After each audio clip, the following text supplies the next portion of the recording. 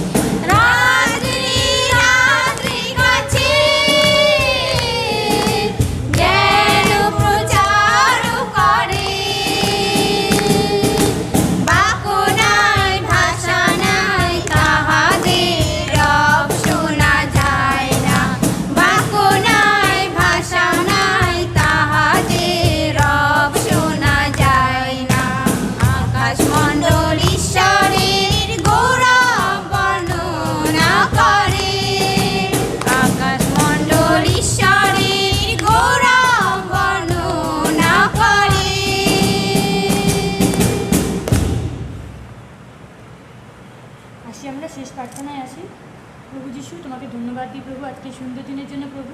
সুন্দর দিনে সুন্দর সময় প্রভু তোমার চরণতলে বসার সুযোগ করে দিয়েছে প্রভু।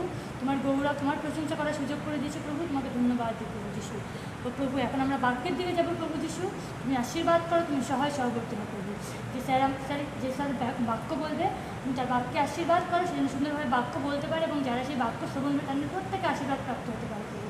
তুমি প্রত্যেকের সহায় সহবর্তী হও। প্রার্থনা যিশুর নামে চাই, আমেন। হ্যালেলুয়া। সকালকে জয় যিশু। প্রভু যীশু খ্রিস্টের নামে প্রত্যেককে আমার প্রীতি এবং শুভেচ্ছা জানাই। আর ধন্যবাদ ঈশ্বরকে যে আজকে সপ্তাহের প্রথম দিনে তার বাক্যের কাছে তিনি আমাদেরকে নিয়ে এসে উপস্থিত করেছেন। ওই জন্য ঈশ্বরকে ধন্যবাদ দিই। আর সত্যি ঈশ্বরকে ধন্যবাদ দিই, আপনারা ধৈর্যপূর্বক অনলাইন ঈশ্বর বাক্যকে শুনে থাকেন এবং সেই জন্য আপনাদের জীবন, আপনাদের পরিবার আশীর্বাদে পূর্ণ হয়েছে বিশ্বাস করে। আর ঈশ্বর আপনাদের মঙ্গল করুক। আর আসুন আমরা আজকে এই সপ্তাহের প্রথম দিন আমরা ঈশ্বরের বাক্যের অধীনে যখন আমরা বসি, আসুন আমরা প্রার্থনাপূর্বক আমাদের সভাকে শুরু করি। প্রভু মঙ্গলময় ঈশ্বর, তোমার চরণতলে আসি এই সময়ে। ধন্যবাদ দিই যিশু বাবা যে তুমি তোমার বাক্যকে দিয়েছো। যিশু বাবা, তোমায় ধন্যবাদ দিই, তুমি আমাদেরকে সুস্থ রেখেছো, তুমি আমাদেরকে নিরাপদ ঘুম দিয়েছিলে এবং প্রভু যিশু আজকে এই তোমারই দিনে আমাদেরকে তোমার চরণতলে বসে সাহায্য করেছো। তো বাক্য থেকে যখন আমরা শিখি, অনুগ্রহ করো যেন জীবনে কার্যকারী করতে পারি এবং সেই মতন প্রভু যেন আমরা চলতে পারি। প্রত্যেকে তুমি আশীর্বাদ করো, সমস্ত গৌরব তোমার ক্ষেত্রে যিশু নামে চাই, আমেন। আর আজকে নিরূপিত শাস্ত্রপাঠ যেখানে নেওয়া হচ্ছে সেটা হচ্ছে ইফিসীয় তার 6 অধ্যায়, আর আমরা পড়বো 10 থেকে নিয়ে 13 পদ পর্যন্ত। ইফিসীয় তার 6 অধ্যায় 10 থেকে নিয়ে 13 পদ পর্যন্ত। এখানে এরকম লেখা আছে, শেষ কথায় তোমরা প্রভুতে ও তাহার শক্তির পরাক্রমে বলবান হও, ঈশ্বরের সমগ্র যুদ্ধসজ্জা পরিধান করো, যেন দিয়াবলের নানাবিধ চাতুরীর সম্মুখে দাঁড়াইতে পারো। কেননা রক্ত মাংসের সহিত নয়, কিন্তু আধিপত্য সকলের সহিত, কর্তৃত্ব সকলের সহিত, এই অন্ধকারে জগৎপতিদের সহিত, স্বর্গীয় স্থানে দুষ্টতার আত্মাগণের সহিত তোমাদের মল্লযুদ্ধ হইতেছে। এই জন্য তোমরা ঈশ্বরের সমস্ত যুদ্ধসজ্জা গ্রহণ করো, যেন সেই কুদিনের প্রতিরোধ করিতে এবং সকলেই সম্পূর্ণ করিয়া দাঁড়াইয়া থাকিতে পারো। প্রভু তার এই বাক্যে আমাদের প্রত্যেককে আশীর্বাদ করুন। এই ইফিসীয় পত্র যখন আপনি পড়বেন, সেখানে লেখা আছে কিভাবে আমরা আত্মিকভাবে আমরা বলবান হতে পারি। আপেরিত পৌল কি ছিল, তিনি এই পত্রটি লিখেছিলেন। আপেরিত পৌল প্রথমে শোল ছিল এবং সে কি করত, যারা বিশ্বাসী তাদের উপরে সে অত্যাচার করত।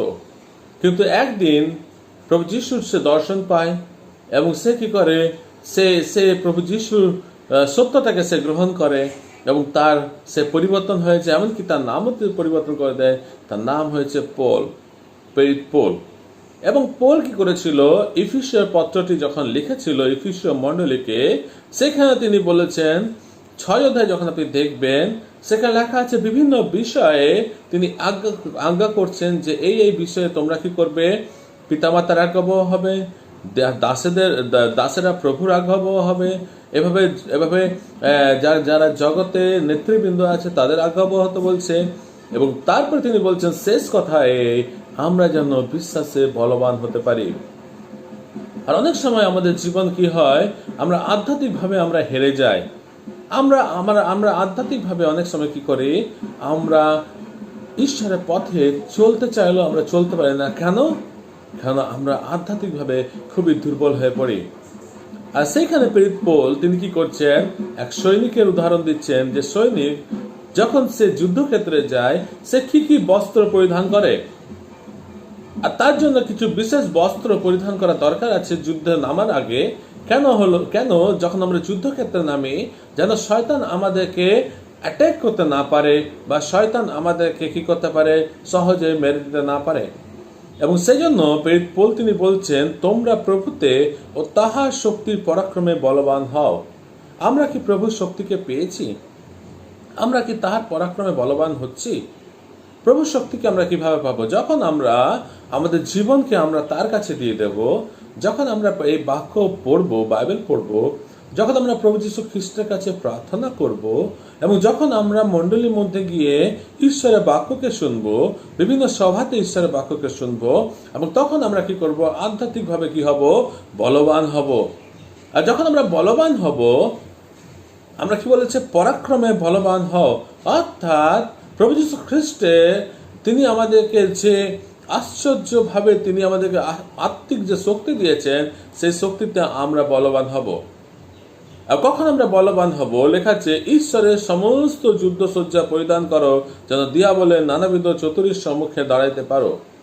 দিয়াবল, শয়তান, প্রথম থেকে সে কি করেছে, সৃষ্টিটা কিভাবে নষ্ট হয়ে যায় সেই বিষয়ে সে কি করেছে, পরিকল্পনা করতে থাকে। ঈশ্বর যখন সুন্দর এদম উদ্যান তৈরি করেছিল এবং সেখানে যখন আদম হাওয়া প্রথম স্ত্রী এবং স্বামীকে রেখেছিল এবং ঈশ্বর বলে দিয়েছিল যে তোমরা কিছু নিয়ম কানুন দিয়েছিল, কিন্তু শয়তান দিয়াবল কি করেছিল, সেখানে এসে ঈশ্বরের পরিকল্পনায় সে বাধা দিয়েছিল। সে চেয়েছিল সমস্ত সৃষ্টি যেন নষ্ট হয়ে যায়, কেউ যেন ঈশ্বরের পথে না চলে। শুধু তাই নয়, আপনি যখন প্রভু যীশু খ্রিস্টের কথা দেখবেন, তিনি হচ্ছেন ঈশ্বর এবং তিনি আমাদের পাপের জন্য তিনি স্বর্গ থেকে পৃথিবীতে নেমে এসেছিলেন মানুষ রূপ ধারণ করে। তিনি কালভারি ক্রুশে তার প্রাণকে দিয়েছিলেন এবং সেই শয়তান সে যিশুর পরীক্ষা করত, তিনি ছাড়েননি। তিনি কি করেছেন, যিশুকে নানাবিধভাবে পরীক্ষা করেছেন। সুতরাং শয়তান যখন যিশুকে পরীক্ষা করতে পারে, আমরা হচ্ছি মানুষ মাত্র। তিনি আমাদের পরীক্ষা জানেন কিভাবে আমরা পরীক্ষায় হেরে যেতে পারি এবং সেই জন্য শয়তান খুব তৎপর। আমরা যখন শয়তান চাই না যেন আমরা কি করি, আত্মিকভাবে বলবান হতে পারি। সেখানে লেখা আছে, দিয়াবলের নানাবিধ চাতুরীর সম্মুখে দাঁড়াইতে পারো। সে অনেক চতুর এবং তার চতুরীর সামনে আমরা যেন দাঁড়াতে পারি। সে কি করে, ঈশ্বরের বাক্যকে ভাঁজ দেয়, ঈশ্বরের বাক্যকে সে অন্যভাবে ব্যাখ্যা করে আমাদেরকে বলে, সে আমাদের মনে প্রশ্ন করে। এবং সেই জন্য বাইবেল বলছে যে আমাদেরকে যেন সাবধান থাকতে হবে। কার কাছ থেকে? শয়তানের কাছ থেকে। কেননা রক্ত মাংসের সহিত নয়, কিন্তু আধিপত্য সকলের সহিত, কর্তৃত্ব সকলের সহিত এবং অন্ধকারের জগৎপতিদের সহিত, স্বর্গীয় স্থানের দুষ্টতার আত্মাগণের সহিত আমাদের মল্লযুদ্ধ হইতেছে। সব সময় আমাদের সঙ্গে কি হচ্ছে, একটা যুদ্ধ হচ্ছে। আমি চার্চে যাব কি যাব না, একটা যুদ্ধ। আমি বাইবেল পড়বো কি পড়বো না, একটা যুদ্ধ। আমি ঈশ্বরের কাছে এসে প্রার্থনা করবো কি প্রার্থনা করবো না, একটা যুদ্ধ। আমি ঈশ্বরের পথে স্থির থাকবো কি থাকবো না, আর একটা যুদ্ধ। অর্থাৎ শয়তান সব সময় আমাদের কি করছে, বাধা দিচ্ছে ঈশ্বরের কাছে আসার জন্য। আর আমরা জানি যে অনেক সময় আমাদের আত্মা স্ট্রং থাকে কিন্তু মাংস দুর্বল থাকে। মাংসের বশে আমরা কি করেছি, আমাকে আত্মাকে দুর্বল করে ফেলি। আর দরকার আছে আমাদের মাংসকেও আমাদেরকে সুদৃঢ় করা। অনেক সময় আমরা কি করি, আমরা সঠিক ঈশ্বরের পথে আমরা চলি না। আর যখন আমরা ঈশ্বরের পথে আমরা চলি না, তখন আমরা কি হয়, শয়তান ইজিলি আমাদের মনে বাসা বাঁধে এবং বলে এটা করে কি হবে, আর অন্যভাবে শাস্ত্রের বাক্যকে আমাদের কাছে নিয়ে আসে। তার ফলে আমরা কি করি, মিথ্যাকে নিয়ে আমরা কি করে চলতে থাকি। আর ঈশ্বরের প্রকাশ আমরা দেখি, আমরা যারা ঈশ্বরের বাক্যকে শুনছি, ঈশ্বর তার প্রকাশ, বিশেষ প্রকাশকে আমাদের মধ্যে দিয়েছেন। কিন্তু সবাই দেখুন, এই জগতে সবাই ঈশ্বরের সন্ধানে তারা ঘুরে বেড়াচ্ছে, কিন্তু এই জগতের অধিপতি যে শয়তান, সে কি করেছে, এই জগতের লোকেদের মনকে এবং চোখকে অন্ধ করে দিয়েছে। তারা দেখতে চাইলেও তারা দেখতে পাচ্ছে না যে কোথায় ঈশ্বর, সঠিক ঈশ্বরকে তারা পাবে, সঠিক সৃষ্টিকর্তাকে। এবং তারা বিভিন্ন ভাবে তারা ঈশ্বরের সন্ধানে তারা ঘুরে বেড়াচ্ছে। কিন্তু আমরা যারা প্রভু যীশু খ্রিস্টের বাক্যকে শুনেছি, প্রভু যীশু খ্রিস্টের কাছে আমরা এসেছি, ঈশ্বর আমাদেরকে এক বিশেষ প্রকাশ দিয়েছেন, যেন আমরা কি করি, আমাদের চোখ এবং আত্মাকে ঈশ্বর খুলে দিয়েছেন, যেন আমরা সঠিক সৃষ্টিকর্তাকে আমরা জানতে পারি। আর যখন আমরা ঈশ্বরকে জেনেছি, আমাদের দরকার আছে যেন তার পথে চলার। আমরা প্রত্যেক দিন আমরা কি করি, অনলাইনে ঈশ্বরের বাক্যকে শুনি, ঈশ্বরের কথা শুনতে আমরা ভালোবাসি, ঈশ্বরের বাক্য পড়তে ভালোবাসি, সবই ঠিক আছে, কিন্তু ঈশ্বরের বাধ্য কতটা হচ্ছি, প্রভু যীশু খ্রিস্টের কথাকে কতটা শুনছি আমরা। ঈশ্বরের বাক্য যদি আমাদেরকে বলেছে যে আধ্যাত্মিকভাবে আমরা কিভাবে স্ট্রং হব, শক্তিশালী হব, আজকে কি আমরা আধ্যাত্মিকভাবে বলবান হতে পারছি? আমরা কি আধ্যাত্মিকভাবে বলবান হচ্ছি? আর যদি আমরা জাগতিকভাবে বলবান হতে চাই, আমাদেরকে খাওয়া দাওয়ার দরকার আছে, আমাদেরকে বিভিন্ন ভিটামিনের দরকার আছে, বিভিন্ন পুষ্টির দরকার আছে।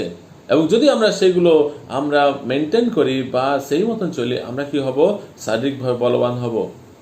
ঠিক সেই রকম আমরা যদি আত্মিকভাবে বলবান হতে চাই, আমাদের কি করতে হবে? আত্মিক খাদ্যকে খেতে হবে। এবং সেই আত্মিক খাদ্য কোথা থেকে আসবে? ঈশ্বরের বাক্য থেকে। আর ঈশ্বরের বাক্য কেন আত্মিক খাদ্য? লেখা আছে ঈশ্বর নিঃশ্বসিত প্রত্যেক শাস্ত্রলিপি, অর্থাৎ একটা ফুল স্টপ হচ্ছে ঈশ্বরের নিঃশ্বসিত, অর্থাৎ ঈশ্বরের কাছ থেকে সেই সেই সেই ফুল স্টপটা এসছে।